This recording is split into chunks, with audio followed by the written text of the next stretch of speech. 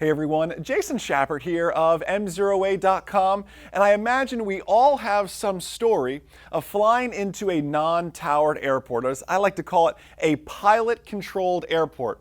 Oftentimes when you say non-towered, non-aviators think, oh my goodness, they're flying without a controller there, and then the media takes that and spins and everything else. Let's get in the habit of using the term a pilot-controlled airport. And I want to give you some of my best tips when operating and flying into these pilot-controlled airports. And I want to read some of your stories down below this video in the comments section. One of my best tips is to really start listening early. When I know I'm coming into a pilot-controlled airport, and maybe I'm on flight following, I have two radios, I'll put it 20, 30 miles out into COM 2 and just start listening. I may even drop flight following early, 15 miles out or so I can start listening to know what's happening. We've all heard that pilot who you know just came off the flight following frequency, switched over to CTAF or Unicom, and all of a sudden they just key up the mic without listening to know what's happening in that case. Start listening early so you can see where everyone is at in the traffic pattern. My next tip is really to keep your radio communications clear and concise. I know early on we're not all professionals on the radios, and even I slip up on the radio sometimes. But we have to be clear and concise. We don't want to be wordy, but at the same time we don't want to be too abbreviated, not letting people know what type of aircraft we are. Because if I just say my tail number, but I'm flying in a Mooney and you're ahead of me in a Cessna 150, well, you're not going to put two and two together that I'm going to overtake you eventually in this traffic pattern, and we need to work something out. So make sure we're giving those proper radio calls. And then two, how do we enter the traffic pattern? Have you ever opened up AIM Chapter 4 as it specifically talks about non-towered airport operations? You look in Section 8, Recommended Standard Traffic Pattern. You go all the way down to Subpart B. Arriving aircraft should be at the appropriate traffic pattern altitude before entering the traffic pattern. Here's the key part. Entry to the downwind leg should be at a 45-degree angle abeam the midpoint of the runway.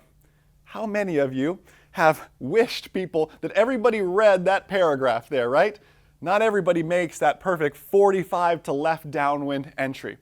If you've seen our recent video, I was flying with my good friend Jamie Beckett in his Cub, and we were cut off in the traffic. We're on the upwind, and someone announces they're a right base. That was their first radio call, and they're coming right at us. We were taking off 5, they were landing 2, 3, or vice versa. Either way, it was going to be a head-on situation. And you think, man, if they just started listening early, if they just made the proper traffic pattern entry, this would have been alleviated. But not everybody reads that. I understand, because we have the FARs and we have the AIM, right? The FAR, that's our regulations. We're held to that standard. The AIM, well, that's just, in a perfect world, this is a good idea. Please follow it. There's nothing regulatory about it, though. You can't get slapped on the wrist for breaking the AIM like you can for the FARs. You understand me? But I wish everybody would follow that. Let's talk about one more thing here, then we'll wrap this up and I'll read your comments here. Ask the right questions when flying. Where is your place in the traffic pattern? Who are you following? What type of aircraft are they in?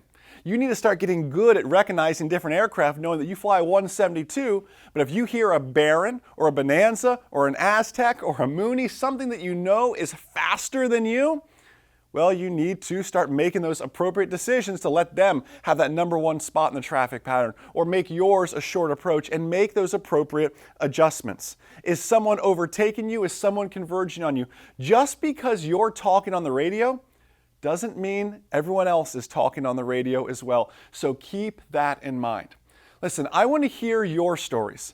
Maybe you have some great stories, maybe you have some not so great stories of a scary experience we had in a pilot-controlled airport environment. Leave those for me in the comment box down below this video, on Facebook, on YouTube, on M0A.com, wherever you're viewing this. I can't wait to read your comments. Enjoy the rest of your day, and most importantly, remember that a good pilot is always learning. Have a great day, guys. See ya. Pass your check ride or I'll pay for it. Join our #1 rated online ground school and participate in live mock check rides and interactive written test prep. Visit groundschoolacademy.com to learn more.